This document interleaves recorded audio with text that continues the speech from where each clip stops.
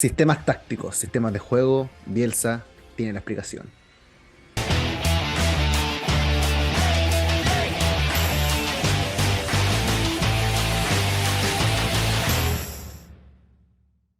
Yo les voy a hablar de esquemas tácticos. Yo sé que los esquemas tácticos son 10. No hay más que 10 esquemas tácticos en el fútbol. ¿Por qué sé que son 10? Yo hace 30 años que veo fútbol y siempre lo he visto con colaboradores. Disculpen la frase, todos los entrenadores hemos visto muchos partidos. Yo lo hice con un método, siempre registro cómo están parados los equipos. Como he visto 50.000 partidos en los últimos 40 años, yo sé que los esquemas tácticos son 10, no son más que 10. De algún modo lo puedo demostrar. El fútbol originalmente tiene 2 defensas centrales, 2 defensas laterales, un volante defensivo, uno ofensivo, uno intermedio, 2 extremos y un delantero. Esas son las funciones del fútbol.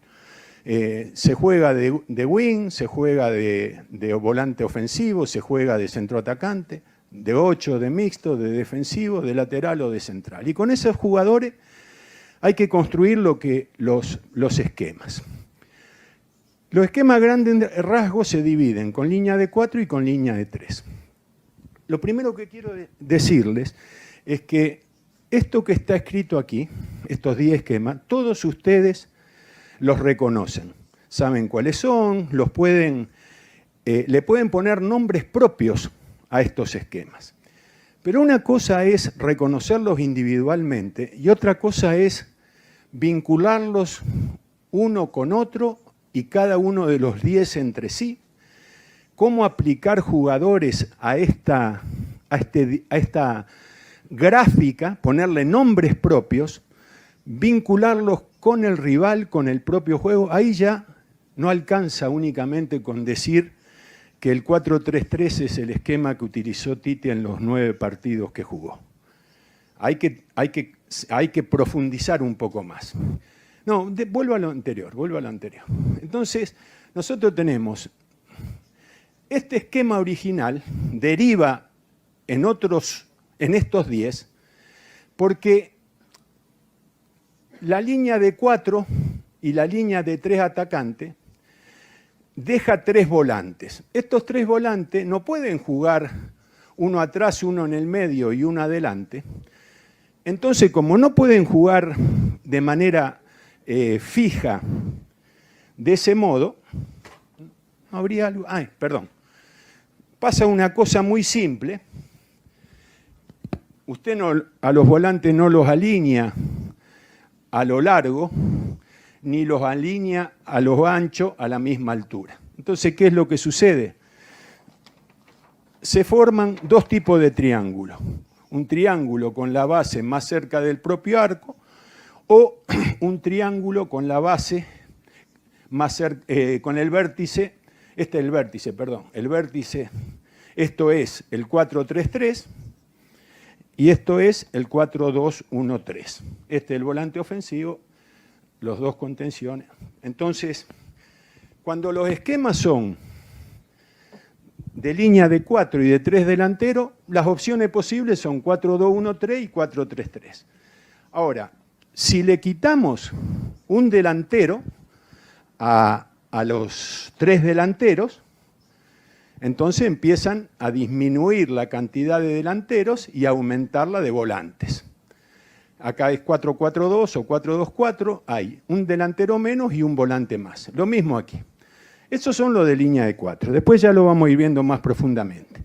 Ahora, si le quitamos un integrante a la línea defensiva, manteniendo la cantidad de delanteros y de volante ofensivo, la línea es de 3 defensas y aumenta en 1 la cantidad de volantes. Entonces, mire, cuando yo empecé en el fútbol, los grandes equipos eran los que podían cambiar el sistema táctico con los mismos jugadores. Hoy está de moda el plan B. Si no tenés plan B, no sos buen jugador, que era lo contrario de lo que yo crecí con la idea de que si fueras bueno, si jugabas de todas las maneras que imaginás con los mismos jugadores, que no tenías que hacer sustituciones para, aunque más allá de que en momentos puntuales el juego lo exige. Entonces, yo voy a mostrar, yo vine acá y digo, bueno, yo tengo que ponerle nombre propio a esto, porque si no le pongo nombre propio, pierde atractivo y posibilidad de ser entendido. Entonces, me tomé el atrevimiento de dirigir a su equipo, ¿me entiendes? Bien, Bielsa tiene una muy buena explicación lógica de acuerdo a sus 50.000 partidos, como describe él, que es muy complicado debatirle si son realmente 10 sistemas tácticos o pueden ser más.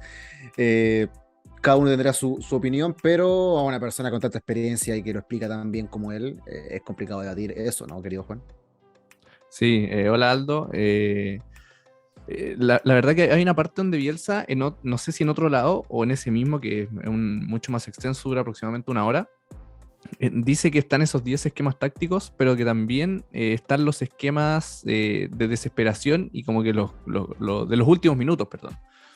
Los cuales cuando tú vas perdiendo un partido se desfigura completamente y de repente tienes 8 delanteros o viceversa cuando estás defendiendo también son esquemas como de urgencia. Entonces, Claro. pero él nombra estos 10 en base a sus 50.000 partidos que ha visto y no me cabe duda que debe andar por ahí ese número. Deben ser más. Sí, deben ser Deben ser más. Pero Sí. el tema que nos aboca hoy es bien interesante porque también es lo que lleva mucho a la confusión al medio futbolístico pensando que todo se basa en el sistema o el esquema. Lo vemos cuando vemos los partidos de los fines de semana.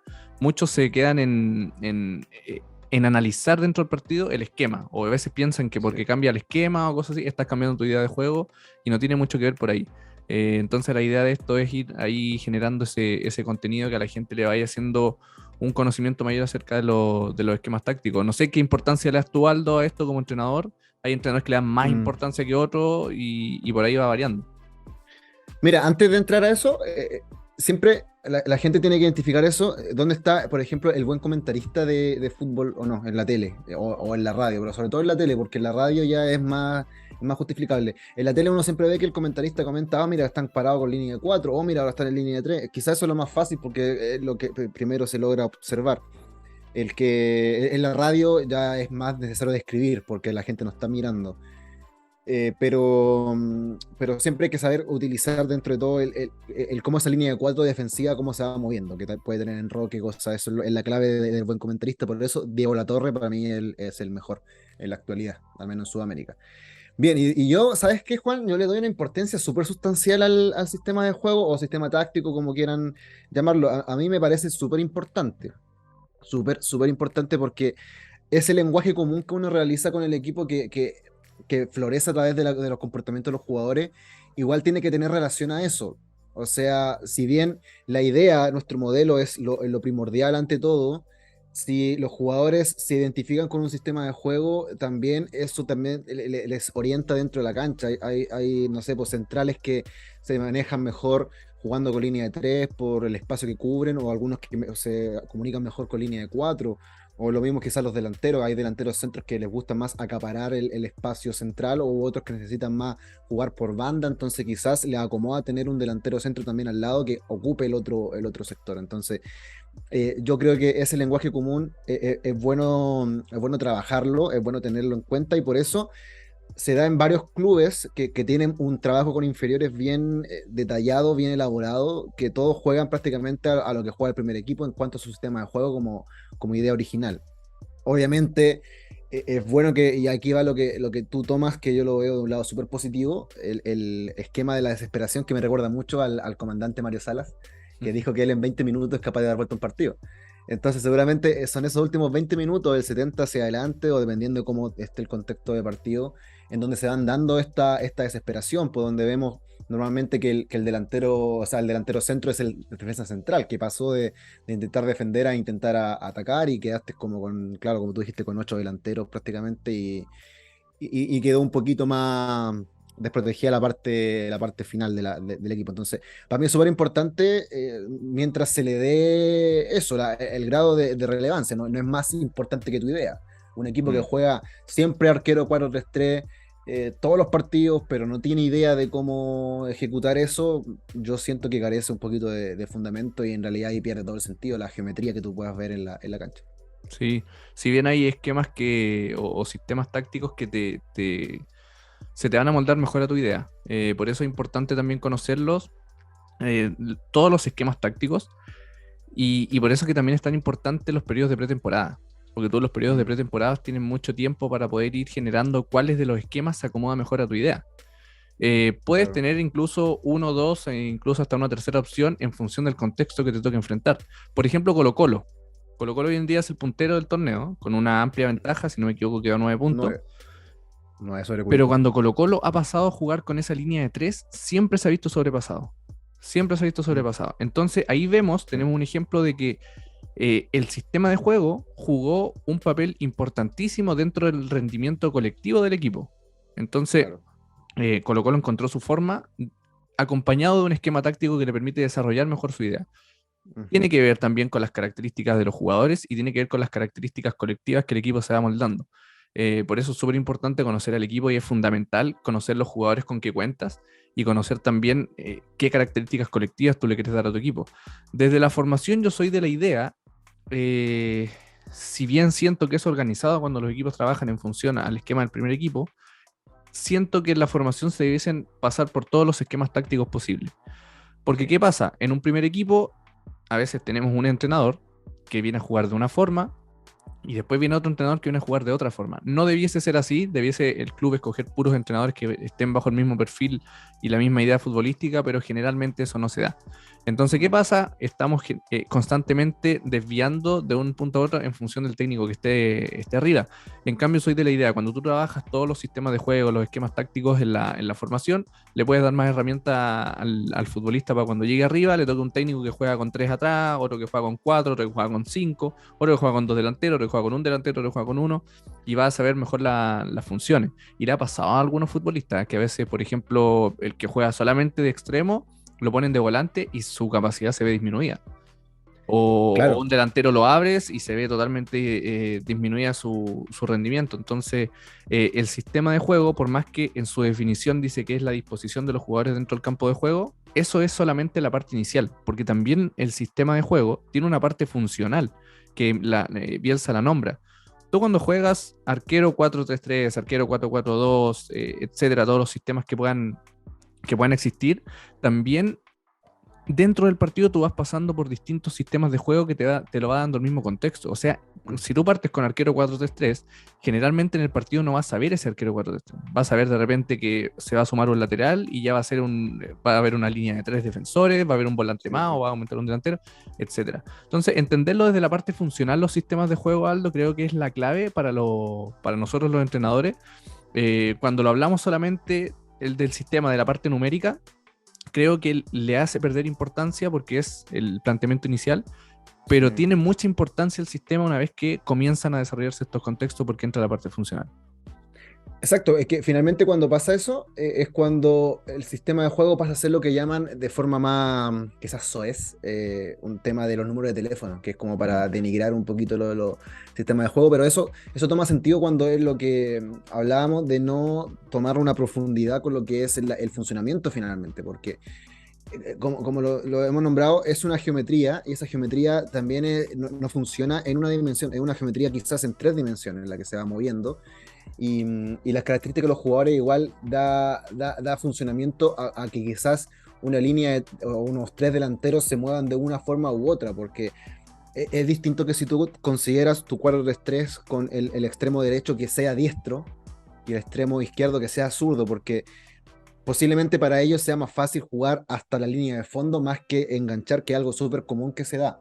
Entonces ahí ya va cambiando porque si tú tienes esa posibilidad de que los extremos juegan con el mismo pie, no juegan a pie cambiado, y quizás los laterales puedan jugar a pie cambiado, quizás tú le das más la función a los laterales de cerrar y al extremo de estar abierto. Entonces quizás vas a ver en momentos que este esquema, este sistema de juego te puede llegar a tener incluso una línea de dos defensores. Ha sucedido Sí. que cuando tú tienes un equipo muy reagrupado atrás y quieres ir a atacarlo, posiblemente tú vas a quedar con solamente tus dos centrales a la altura del círculo central y el resto del equipo va a estar todo ahí ya luchando por sobrepasar las líneas del rival y por lo tanto está jugando casi como una pirámide invertida, como se puede llamar.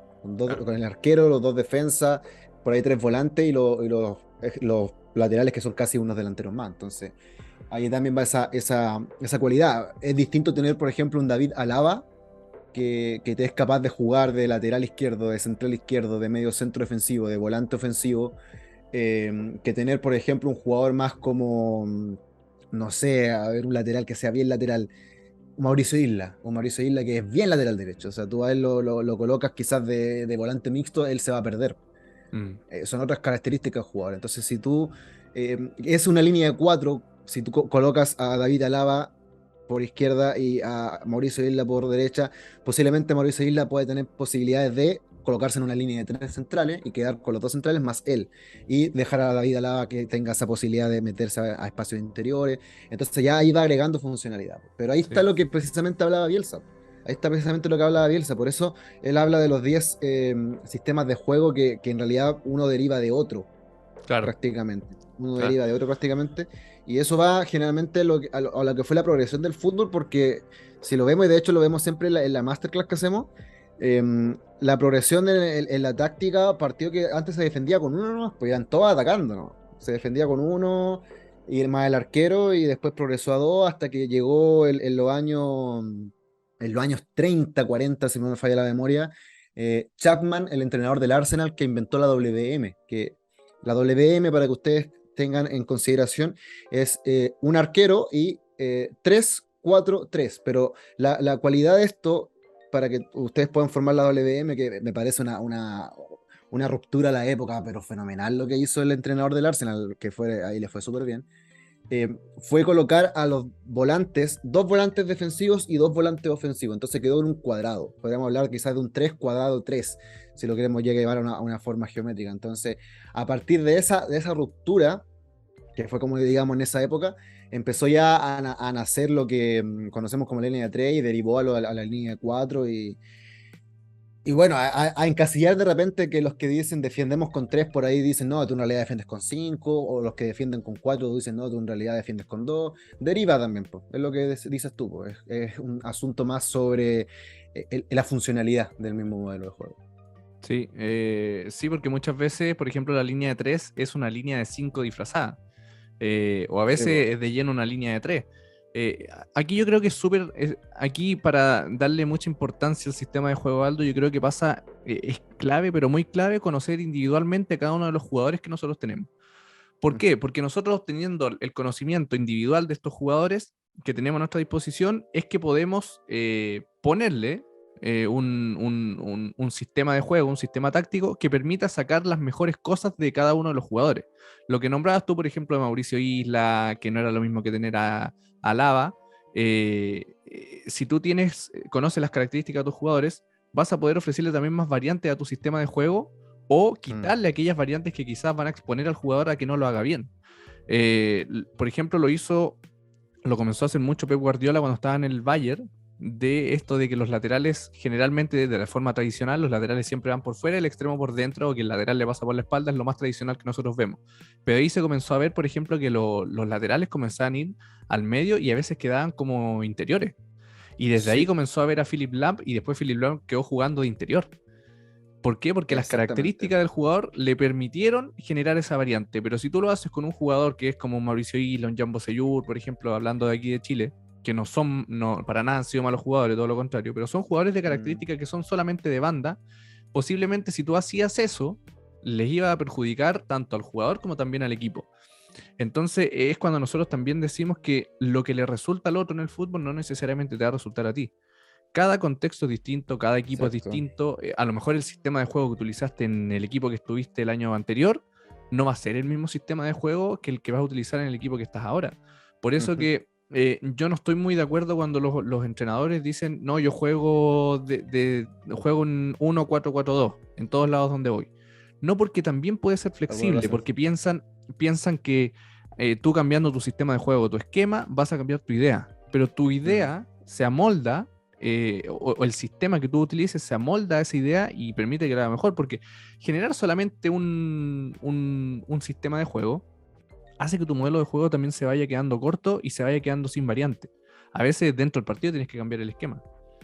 Y por eso creo que es súper importante conocer las características de los jugadores para que el sistema tenga sentido y realmente tenga incidencia dentro del juego.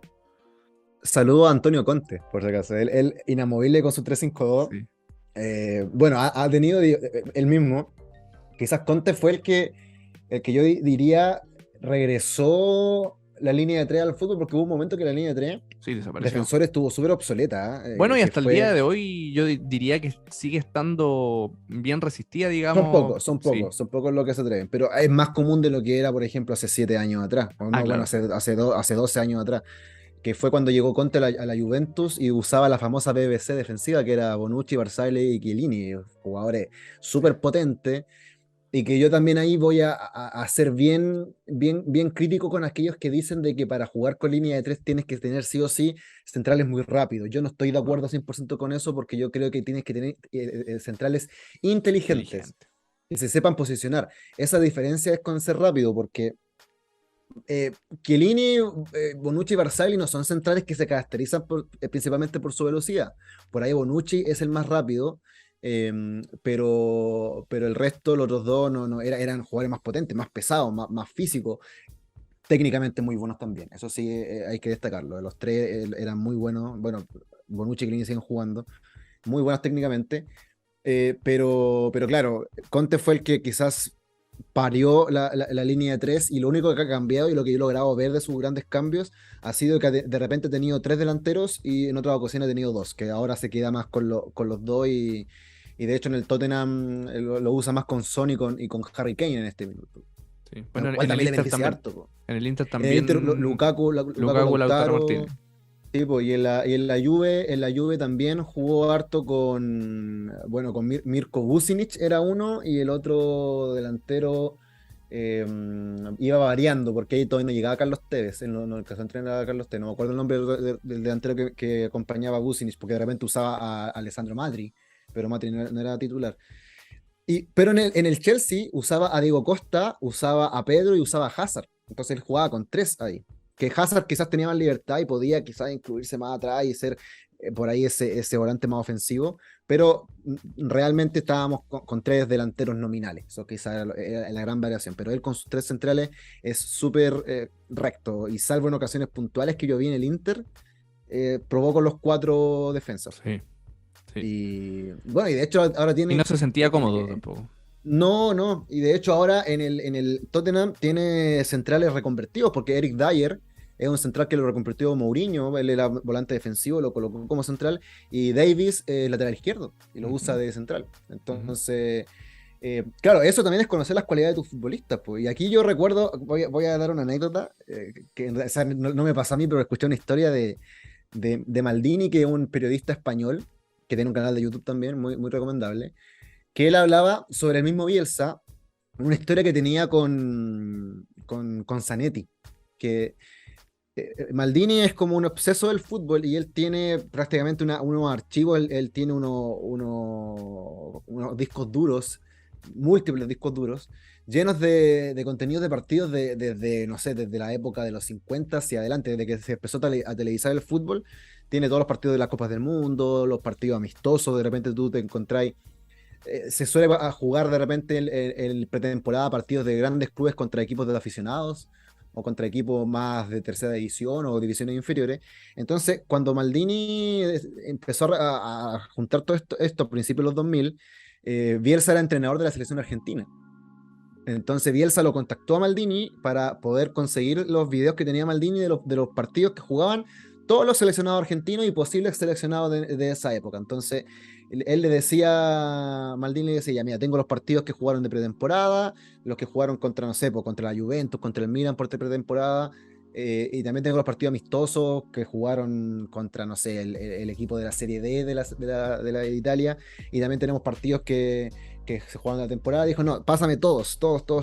Y él le dijo, Maldini le dijo, pero también los partidos contra los de tercera división, y le dijo, sí, porque precisamente en esos partidos contra los de tercera división es cuando los entrenadores prueban a los jugadores en posiciones que no siempre ellos participan. Entonces, él decía, yo tengo la intención de probar a Zanetti no siempre de lateral, quizás de repente incluso como un posible extremo. Entonces, para que él de repente me va a llegar y me va a recriminar, oiga, profe, ¿por qué me está poniendo de delantero? Yo le muestro el video, oye, cuando tú jugaste contra el equipo de cuarta división de Italia, jugaste de extremo derecho. Entonces significa que tú puedes jugar de extremo derecho. Entonces yo tengo una justificación como para darle al jugador, sobre todo en temas de selecciones donde es tan poco el tiempo que tienen para trabajar. Entonces ahí tiene una justificación.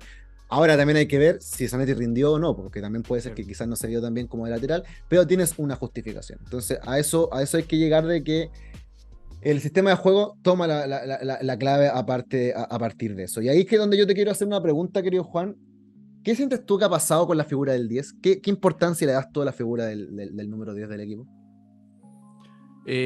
Bueno, últimamente la figura del 10 ha ido como, a ver, popularmente ha ido como pasando, o ya no se está utilizando mucho, porque muchas veces se toma el número 10, y también estoy de acuerdo con esto, ¿ah? Se supone que el número 10 tiene esas características de ser el jugador más talentoso, el que te genera cosas distintas, el que técnicamente también tiene una capacidad de más, que ofensivamente te da muchas cosas positivas, pero que defensivamente prácticamente lo pierdes. Porque es el típico jugador que pierde el balón y no te va a ayudar en la parte defensiva. Pensando en cómo ha ido evolucionando el fútbol, que cada vez está más competitivo, en donde los atacantes son los primeros defensores y los defensores son los primeros atacantes, que siento que por eso ha ido quedando como un poco sustituido la figura como el 10, digamos. Y esos futbolistas, el buen 10 ha entendido que también ha tenido que evolucionar a eso, y ya generalmente va a ir como un interior, no va a ir como un 10. Yo prácticamente, salvo en equipos de barrio, ya no veo el 10, digamos. Por ejemplo, No, el en los equipo, equipos sí. grandes de Chile, veamos Colo-Colo, la U Católica, no veo un 10, como en un momento fue un Jorge Valdivia, como en un momento en la U, a ver, algún 10, Walter Montillo, por ejemplo. En Darío Católica, Conca. Darío Conca. Conca, por ejemplo, ya no se ven ese tipo de jugadores, porque No, ya no hay. el fútbol, o sea, perder uno en fase defensiva te es tremendamente Sí. perjudicial ahora. Antes no era tan así. Hoy en día los 11 atacan, los 11 defienden. Y lo vemos, por ejemplo, en los entrenadores, en Guardiola, en Klopp, por ejemplo, en la Premier League, que es la liga más competitiva, digamos, cuando hablamos de competencia, lo que podemos como analizar. Le piden a esos jugadores que corran. Es cosa de escuchar, por ejemplo, el Kun Agüero, que ahora está haciendo mucho video e incluso comenta los partidos, a veces lo veo. Sí. Y está viendo los partidos del City y dice, si yo no iba a presionar esa pelota, Pep me recontra. Es decir, Sí. él dice, ¿me entiendes? Y el Kun Agüero histórico del City. Entonces, por eso yo creo que ha ido quedando un poquito fuera. Y aquí también la importancia de que hablamos de la elección del jugador. Por ejemplo, en base a mi experiencia, hay algo que contemplar a lo que refiere que, por ejemplo, un mismo esquema puede ser defensivo o más ofensivo que otro. O sea, yo con un 1-4-3-3 puedo ser defensivo, y con el mismo esquema puedo ser también ofensivo.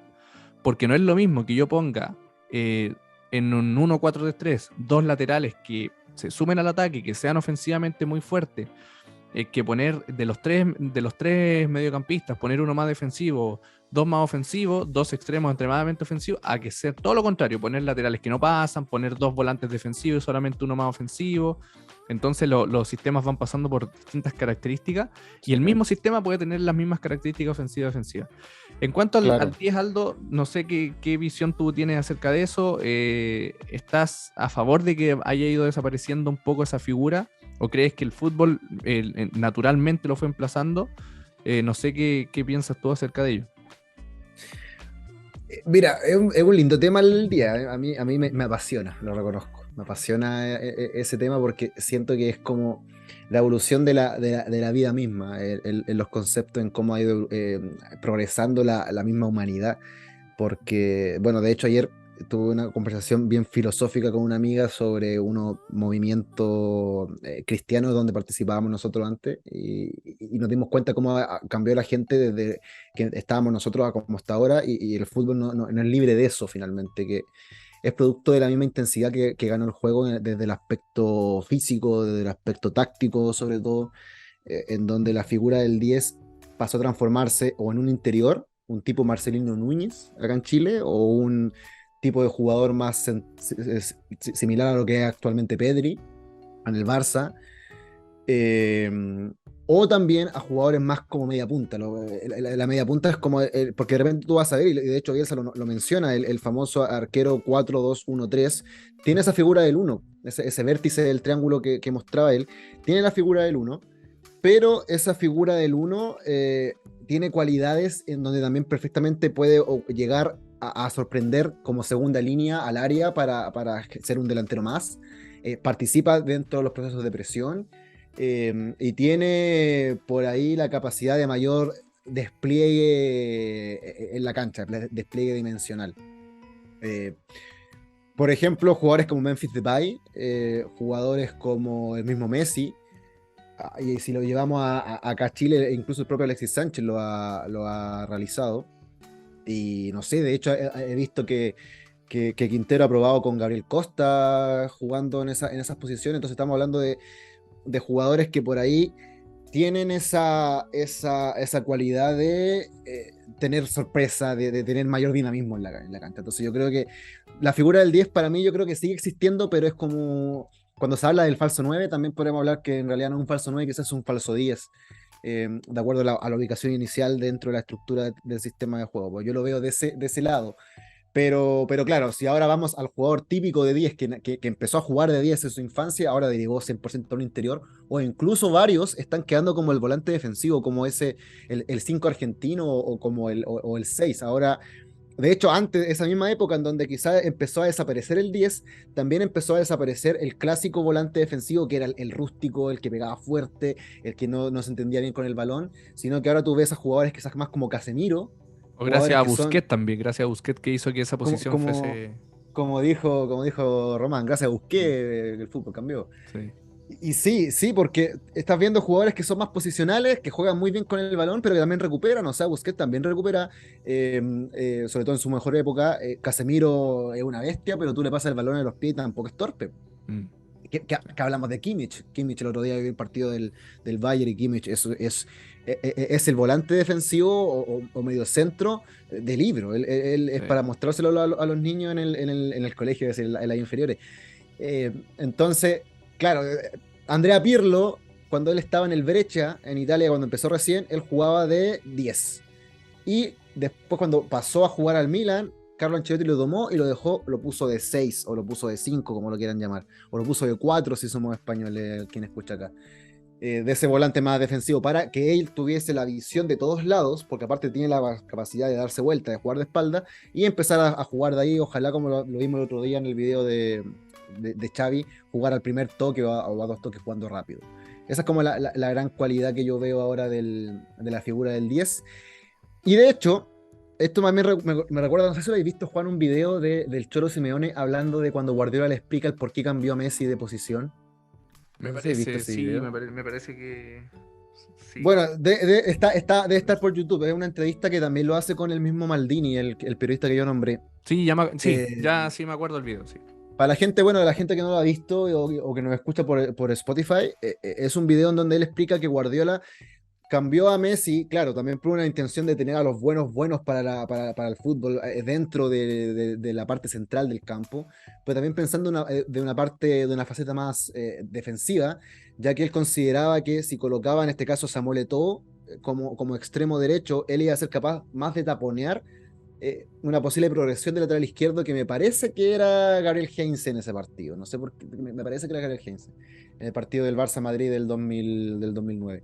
Entonces, él lo vio con ese lado pensando de ya, este equipo nos va a atacar harto por banda o considerablemente los equipos grandes no atacan harto por banda.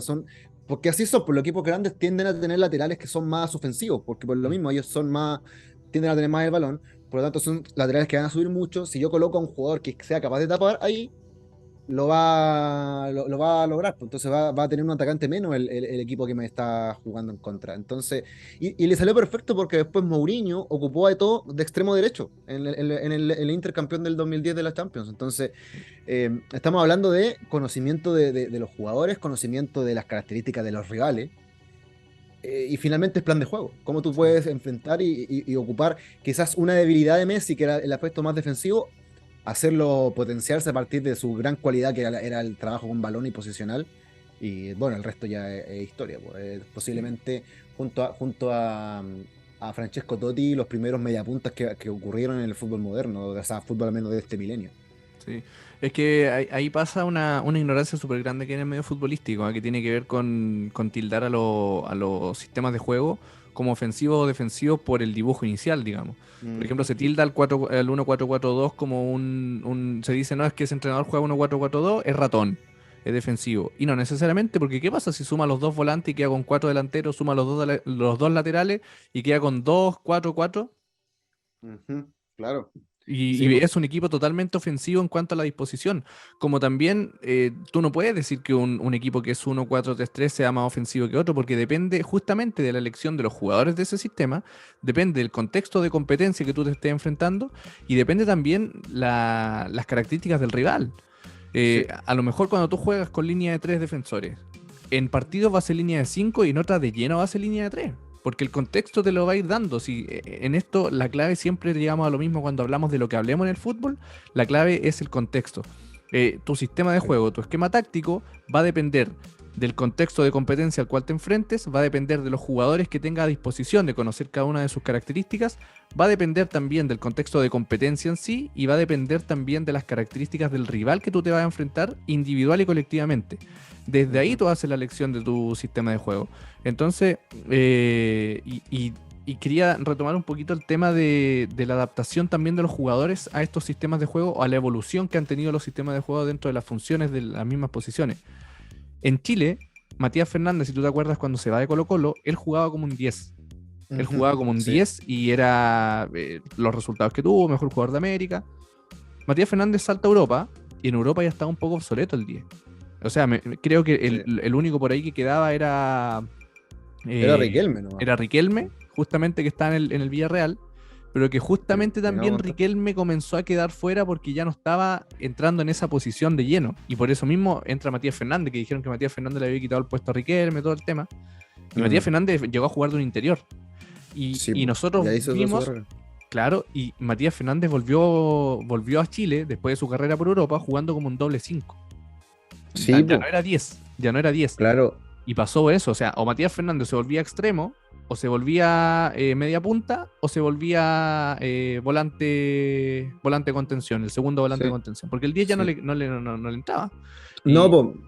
y la adaptación de los jugadores tiene que ser a eso, no Sí. encasillar a un jugador en una pura posición, lo mismo del volante central. El volante central antes. A ver, y la evolución del fútbol también le ha ido exigiendo más condiciones a quienes están entrando al fútbol también. Porque también hoy Además. en día vemos los arqueros, los centrales y los volantes centrales, que antes eran más rústicos, de quitar balón, tirar afuera o tirar arriba. Hoy en día se le exige más aspectos técnicos, porque se está pidiendo jugar más también. Se le pide a los centrales que sepan conducir, que sepan entrar al juego, que sepan técnicamente dar un buen pase. Lo mismo los volantes centrales, ya no es quitar, pegar y listo, es quitar, recuperar y entregar bien. Sí, po. No sé si tú te acuerdas, Juan, de Jan Koller, uno pelado alto de que era de República Checa, jugaba en la época de Pavel Nedved. Un No lo recuerdo. grandote, ya. Ese grandote que medía como 2 metros de estatura aproximadamente, se caracterizaba por lo típico, balón largo hacia él, aguantaba muy bien la pelota, o un centro al área y que la cabeceaba y generalmente era gol. Era bueno, era bastante certero, pero ese tipo de jugador está viéndose menos, al menos en el alto nivel. Ya, ojalá al 9 se le pide que, claro, tenga esa capacidad de aguantar de espalda, ojalá que Mm. sea fuerte físicamente, ojalá que sepa cabecear, pero que también sepa pasarla bien, o sea, que dé un buen balón. Erling Sí. Haaland, por ejemplo, Julián San Álvarez. Pedri, Julián Álvarez. Y claro, y Julián Álvarez, estamos hablando de un delantero Sí. que ha jugado entero centro y que debe ser como 1,70 m y algo, no más que eso, o sea, no supera Ujú. 1,75 m.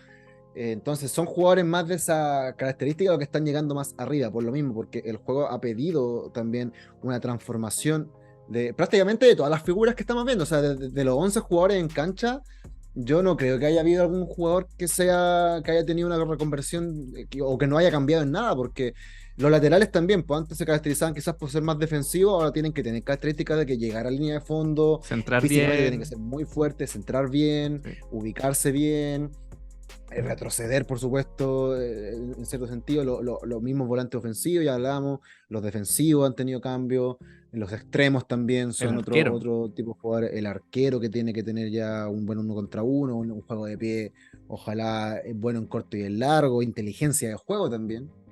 Sí. Entonces han tenido una variación constante, pues. Entonces, eh, Ahora, respecto al tema del arquero, Aldo, que mucho se habla de que se le da mucha importancia ahora al arquero el juego con los pies.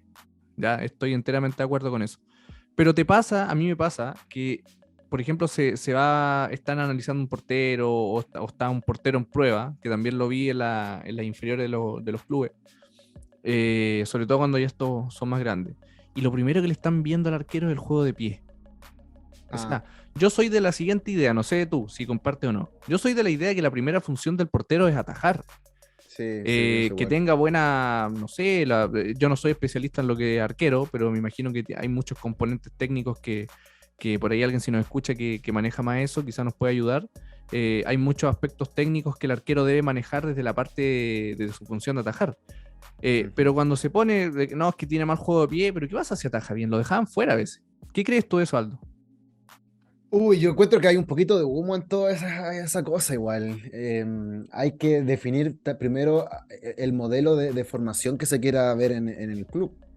Mira, me recuerda cuando yo estuve haciendo la tesis de River Plate, y averigüé un poquito cómo funcionaba el fútbol allá formativo en ese club, y ellos decían siempre, nosotros estamos preparando al jugador para que sea, por ejemplo, un lateral derecho, que sea el lateral derecho del primer equipo de River Plate. Claro. Yo no estoy preparando a este lateral derecho para que juegue mañana en Boca. Yo lo que estoy preparando es que sea un jugador que pueda estar en el primer equipo de River Plate y después pueda llegar a un equipo más grande allá en Europa, sobre todo. Esa es la idea original. Entonces, si por ejemplo tu equipo, si esto me lo dice el Ajax, si esto me lo dice la Católica, se las doy, se las doy, porque la Católica diría, no, nosotros queremos que formar a un arquero que tenga capacidades combinativas, que tenga inteligencia de juego, que sepa tomar las mejores decisiones posibles en cuanto a cómo progresar en el desarrollo del juego de ataque, se la doy. Pero si llega un equipo que yo veo que, por ejemplo, desde la 15 hacia arriba se caracterizan más por un juego en largo o que les gusta más estar más replegados, son equipos más así, quizás que el arquero juegue bien con los pies no es importante, ¿cierto? Claro, No sí. lo veo, porque al final, claro, tu arquero es muy bueno con los pies, por ahí tiene un saque largo espectacular, pero a la hora que le tiráis de lejos no te Sí, responde, sí. no te responde. Entonces, yo siento que lo primero hay que ver las cualidades de atajar y hay que tener cierto aspecto. Yo ahí soy bien perceptivo en las cualidades de cómo son las características de los padres, si familiares, si tiene, porque si por ejemplo toda su familia es bajita, Claro. ya un arquero de 1,80 m no te está sirviendo pues, a ningún nivel, ¿ah? Por No, ahí no. quizás en tercera división tú ves arqueros que son del 1,72 m incluso, y son buenos arqueros. Pero si tú quieres jugar y proyectar a alguien en primera división, un arquero que te mide 1,75 m no te va a llegar. O tiene que ser muy, Difícil. muy bueno como era el Conejo Pérez o Campos en México. Campos medía 1,69 m, arquero de México en los Mira. 90 y era titular. Y el Conejo Pérez fue titular del Mundial del 2010 en México con 1,74 m, me parece. Pero son los menos. O sea, por ejemplo, Wilker Fariñez, el arquero de Venezuela, creo que mide 1,80 m y ha tenido súper dificultades para ser considerado más allá. Sé que está jugando en Francia ahora y es un arquerazo el arquero de Venezuela. Es Imagínate, un 1,80 m no es arquerazo. menor. No es menor, pero y es un arquerazo. Pero al Paris Saint-Germain no llegaría. No llegaría. Es complicado que llegue, pero es un arquero que tiene todas las condiciones. Y de hecho, mismo Keylor Navas también tuvo hartas dificultades. Y bueno, y aparte de que yo creo que si él fuera brasileño, sería titular en el Paris Saint-Germain o estaría todavía en el Madrid. Pero ya esa es otra historia. Pero por ahí va mi tema. Ahora, Juan, llevándolo esto, por ejemplo, a un fútbol reducido, por ejemplo, un fútbol 7 tú, ¿qué sientes? ¿Cómo se puede traducir esto? Porque vemos que los niños empiezan jugando así. ¿Cuántos esquemas tácticos ves que hay las posibilidades de que se jueguen así? ¿O sientes que es muy distinto lo que se puede llegar a trabajar ya con fútbol 11? No, para nada. Yo siento que lo podemos insertar totalmente en la parte formativa. ¿De qué forma, por ejemplo, podemos descomponer los sistemas tácticos de fútbol 11 y generar escalas más reducidas de juego en donde se plasmen en un espacio más reducido? Por ejemplo, si juegas con una línea de 4, puedes jugar perfectamente con dos centrales en un fútbol reducido y ya comenzar a enseñarles las funciones las funciones y tareas de los centrales para cubrir el espacio del fútbol 7 más o menos. Los tres de al medio puedes colocar a dos y comenzar a generar, a fragmentar estos sistemas Y arriba, si quieres poner a los punteros, sin el 9 pones a los dos punteros y un volante que llegue, por ahí. Yo creo que va la creatividad y Ay, también el de cómo uno lo vaya manejando. Pero sin duda sí. estoy de acuerdo, o sea, soy de la idea de que en el fútbol, en la parte formativa inicial, debiese existir el fútbol reducido. Estoy en contra de aquellos de que en una edad de 8 o 9 años ya juegan fútbol 11. Estoy totalmente en contra Sí. porque es demasiado el espacio para la cantidad de esos niños. Y sí, yo la inserto totalmente. No sé tú, Aldo, qué piensas acerca de eso, cómo tú lo Sí. implementarías también.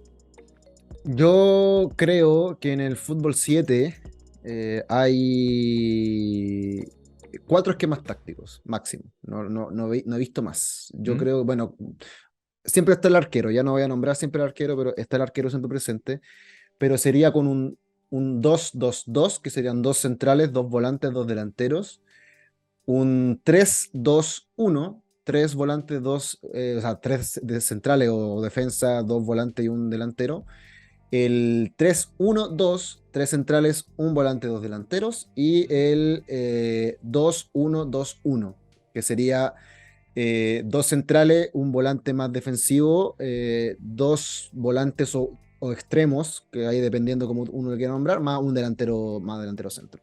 No he visto más esquemas que eso. Creo que son los que se pueden derivar al resto, como hablaba Bielsa, porque ese último que dije, perfectamente el volante central puede pasar a ser un defensa central y tú Sí, quedas de nuevo con un 3-2-1, pero no cambia mucho de eso, no cambia sí. mucho de eso. Entonces, para mí, eso es lo principal y claro, se trabaja 100%. Si bien el espacio es reducido, esa es la idea finalmente, porque el niño tiene que empezar a crecer en dimensiones, porque finalmente, como tú dices, si juegan, por ejemplo, en un espacio, un niño de 8 años, ni siquiera en cancha grande de 11 sino, por ejemplo, de área a área, la fatiga cognitiva de cubrir todo ese espacio va a ser muy fuerte. Entonces, el Sí. niño no va a cubrir más allá de ciertos metros de la cancha. Y acá, Aldo, quiero dejar muy en claro a la gente que nos está viendo y escuchando, de nuevamente recalcar de que los esquemas tácticos, nosotros como lo estamos dando, que decimos estos números y todo lo demás, tenemos que contemplar que los esquemas tácticos tienen distintas formas, que es lo que hablábamos de la funcionalidad. Entonces, cuando ustedes plasmen sus esquemas tácticos, sus sistemas de juego, no se queden solamente con eso, porque después tienen que trabajar en la variante de ese esquema táctico en fase ofensiva y en fase defensiva. Es decir, si yo planto un 1-4-4-2 de inicio, tengo que ver cómo se va a desenvolver ese sistema de juego cuando yo esté atacando. En qué número, en qué dibujo va a quedar. Y también defensivamente cuando no tengamos el balón y por qué no en las transiciones. En las transiciones, ¿cuáles van a ser las posiciones que van a tener más participación o van a tener quizás tareas más inmediatas de presión, de un contraataque, etcétera. No Ujú. encasillemos a los sistemas tácticos solamente como la parte inicial, porque la parte inicial posiblemente, como lo dijo también Bielsa y lo recalcamos también en un inicio, va a ser solamente lo inicial. Después es lo más importante, porque lo más probable es que dentro del partido, dentro de la interacción, se te vayan dando todos los otros esquemas tácticos que existen. O se te van a dar incluso algunos que tú ni siquiera tenías contemplado. Porque a veces se te van a pasar jugadores de más, jugadores de menos, vas a defender con más, vas a defender con menos, siempre vamos a seguir una tendencia. Y aquí también, Aldo, te quiero, para ir finalizando, dejar plasmada un poquito una idea que tiene que ver con las características que van teniendo los sistemas, digamos, más populares que se utilizan, que son el 1442 y el 1433 actualmente. Ujú. ¿Por qué crees tú que generalmente, no siempre, por ejemplo, el sistema 1442 le viene bien a aquellos equipos que tienden a jugar más directos, que no tienden a hacer mucho de la elaboración y el esquema táctico del 1-4-3 tiende a ser un poco más del juego posicional? Por ejemplo, generalmente un equipo que Qué buena juega al pregunta. juego posicional juega con un 1-4-3-3.